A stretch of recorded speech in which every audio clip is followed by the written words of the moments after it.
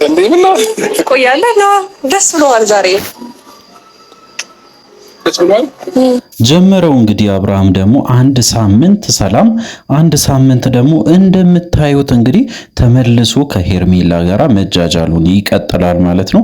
በባለፈው ሳምንት የምታስታውሱ ከሆነ ከሩታ ጋራ እጅግ በጣም ተስማምቶ እንግዲህ ጥሩ ነገሮችን እያሳየን ነበር። አሁን ደግሞ ተመልሶ ወደ ማንነቱ ምክንያቱም ከዚህ በፊት ተናግሬያለሁ ሱስ የሚለቅ ነገር አይደለም እየተሻሻለ ሊሄድ ይችላል እንጂ በጭራሽ በአንዴ ሊቆም አይችልም። እንቀጥል እንግዲህ ምንድነው የተፈጠረ አብርሃም ዛሬ ደግሞ ምን ጉድ ይዘህ መጣ? እስቲ እያንዳንዱን ነገር ደግሞ በዚህ ቪዲዮ የምንመለከት ይሆናል። ስለዚህ እንግዲህ ለዚህ ቻናል አዲስ ከሆናችሁ ከወዲሁ ሰብስክራይብ አድርጉ። የራሳችን ምልከታ በደንብ አድርገን የምንሰጥበት ታይም ነው። እንግዲህ አንዳንዴ በጣም ብዙ ሰዎች ቅር ሊላችሁ ይችላል። የምንሰጠው አስተያየት በጣም ብዙ ሊያስከፋችሁ ይችላል። ነገር ግን እውነታውን እንናገራለን። ያው የተሰማችሁን ስሜት ደግሞ ሐሳባችሁን ኮሜንት ስር ማስቀመጥ ትችላላችሁ። እንቀጥል። እሺ እኔ ደግሞ በጣም ደስተኛ ነበርኩ። እንኳን ደስ አለህ።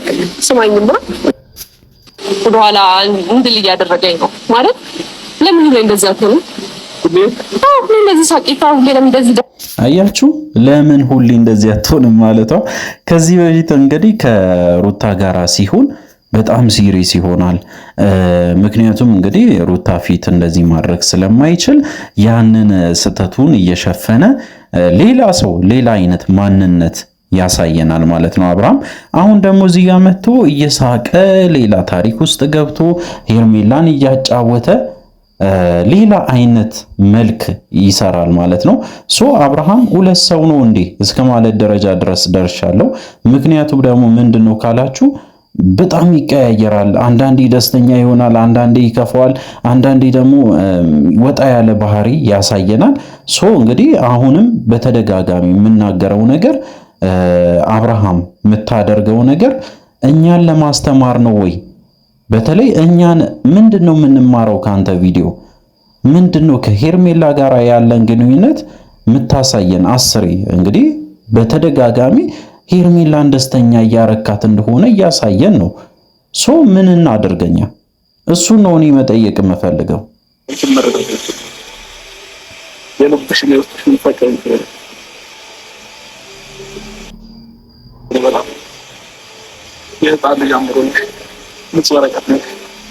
ያው እንግዲህ በቃ የፍቅር ወሬ ጀምሯል።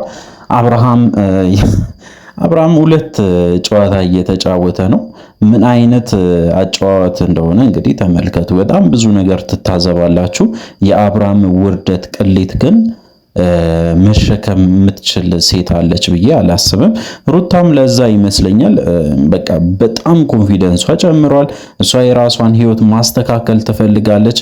አብርሃም ግን ወደኋላ እየጎተታት ይገኛል። በተለያየ አጋጣሚ ተስፋ የሚመስሉ ነገሮችን ያሳያታል። ከዛ በኋላ ደግሞ ተመልሶ ከሄርሜላ ጋር ይሄው እንደምታዩት እጅግ በጣም አስጠሊታ በተለይ ይህንን እንደ ቪዲዮ ራሱ ባያቀርብ ወይም ደግሞ ቪዲዮ ባይሰራበት እንኳን ብለን የምንመኘው አይነት ነገር መቶ ያሳየናል ማለት ነው።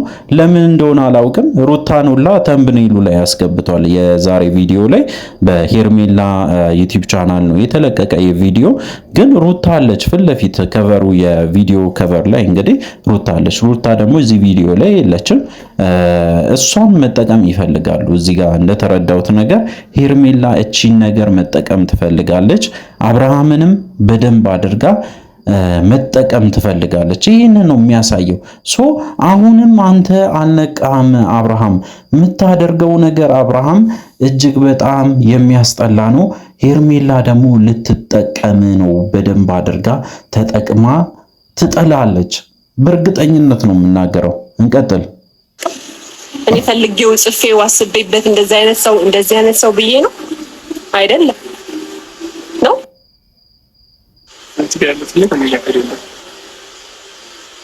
ይኸው በቃ የነሱ ታሪክ እንግዲህ ቀጥሏል።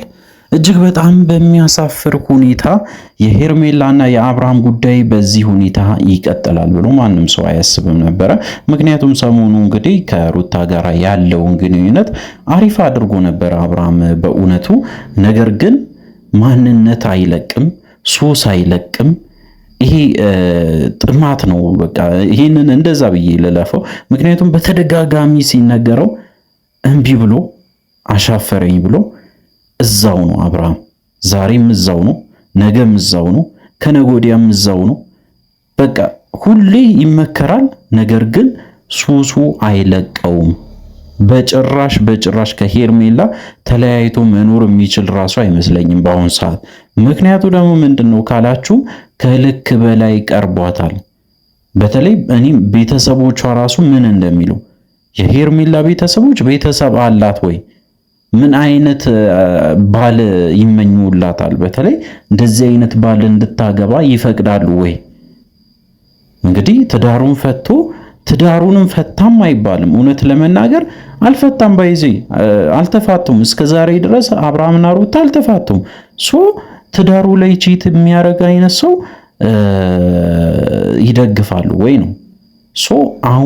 አሁንም በተደጋጋሚ የምናገረው ነገር ሄርሜላ የራሷ ጉዳይ ነው። ሩታ ግን መንቃት አለብሽ። ምክንያቱም አብርሃም በጭራሽ የሚቀየር አይነት ወንድ አይደለም። በተግባር ደግሞ እያሳየን ነው። ከዚህ በላይ ማስረጃ አያስፈልግም።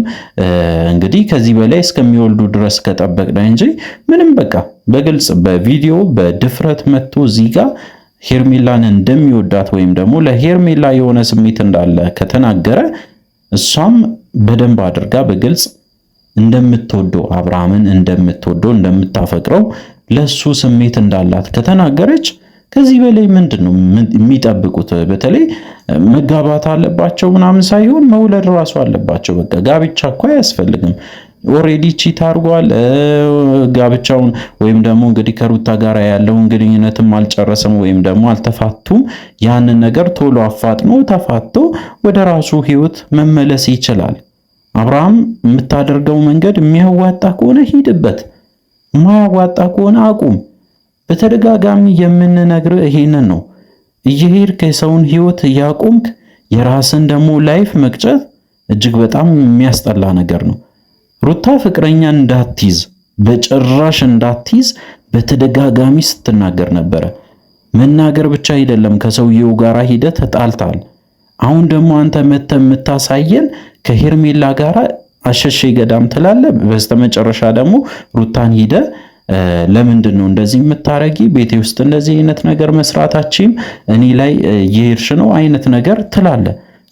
ራስን ሳትቀይር ጭንቅላትን ሳትቀይር ሰው ለመምከር ምን አነሳሳ ነው የኔ ጥያቄ። አብርሃም አሁንም ወደፊትም የሚቀየር ማንነት ያለው አይመስለኝም። ይሄ እንትኑ ደግሞ ተመችቶታል። ቺት ማድረጉ ምናምን በቃ የሚያሳየው ነገር እጅግ በጣም ያስገርማል። ሄርሚ ምን አይነት ሰው ብትሆን ነው ልጅህን አቅፋ አብራህ የምትሆነው ነገር ብለው የሆነ ሰዎች ጻፉልኝ ማለት ነው። አያችሁ በቃ ሄርሜላ ምን አይነት ሰው ናት? ሰው የጻፈለትን እንግዲህ በሰው ይመራል። አብርሃም ያልኩበት ምክንያት ይሄ ነው። አብርሃም ጭራሽ አሁን እኔ ራሱ ጽፍለታለሁ። ለአብርሃም የምጽፍለትን በደንብ አድርጌ እነግራችኋለሁ በቀጣይ ቪዲዮ። እጅግ በጣም የሚገርም ሐሳብ ነው የምነግረው። ያንን ሐሳብ ተቀብሎ ቪዲዮ ከሰራበት እኔ ቀደም ብዬ ስለምነግራችሁ ትገረማላችሁ ብዬ ነው ማሰበው። የሰውን ሐሳብ የሚቀበል አይነት ልጅ ነው። መጥፎውንም ጥሩንም ይቀበላል። የዋነቱ እዚህ ጋር አልጠቀመውም። ባይዘ እየጎዳው እንደሆነ ግን አያውቅም። እሱ በጣም በተደጋጋሚ የምነግራችሁ ነገር የሰውን ሐሳብ ወይም ደግሞ ሶስተኛ ሰው እንግዲህ የሚገባበት ነገር ላይ እርግጠኛ ሆኖ ማውራትም ስለማይቻል በህይወታችሁ ሌላ ሶስተኛ ሰው እንዳታስገቡ። ሌላ ሐሳብ የሚያመጣ ሰው ወይም ደግሞ እናንተን አድርጉ ወይም ደግሞ አድርጊ ምናምን ተብሎ የሚመጣብሽን ነገር እንዳታደርጊ ነው። እንደዚህ አይነት ትምህርት ለአንቺም ለአንተም ለሁላችሁም ነው። ስለዚህ አብርሃም አሁንም በተደጋጋሚ የምነግርህ ነገር የሰውን ሐሳብ መውሰድ የለብን። በቃ የራስን በራስ መንገድ መጓዝ። ሰው ስላለ ነው ዛሬ ሄርሜላ ለማስደሰት የመጣክ። ሄርሜላን እንድትደሰት ስታደርግ እኮ ባይዜ የምታጣ በጣም ብዙ ነገሮች እንዳሉ ማወቅ አለብህ። በዛ በኩል ሩታ እንዳለች ረስተሃል ወይ? እሷ ትቀበላለች። ሄርሜላን ብትቀበላት ምን አይነት አስተሳሰብ ነው? ሁለቱንም ማግባት ትፈልጋለህ ወይ? ይህንን ጥያቄ በተደጋጋሚ ስጠይቀ ነበረ። አሁንም ይህንን ሐሳብ እሰጣለሁ። ነገር ግን ከዚህ በፊት የተናገርኩት ነገር አለ በዚህ ቪዲዮ ላይ። ምክንያቱም እንግዲህ ያው አብርሃም የሰውን ሐሳብ ይቀበላል አይቀበልም አፕሩቭ የምናደርገው ነገር ነው። በቀጣይ ቪዲዮ በደንብ አድርገን ይህንን ሐሳብ የምናወራበት ይሆናል። እንግዲህ አዲስ ከሆናችሁ ከወዲሁ ሰብስክራይብ አድርጉ። አዳዲስ ነገሮችም እየሰማው እገኛለሁ። ስለሱ ጉዳይም በደንብ አድርጌ ለእናንተ ለማድረስ ሞክራለሁ። ስለዚህ እንግዲህ ሰብስክራይብ አድርጉ። በቀጣይ ቪዲዮ እስከምንገናኝ ድረስ በያላችሁበት ጤናና ሰላም ይሆንላችሁ።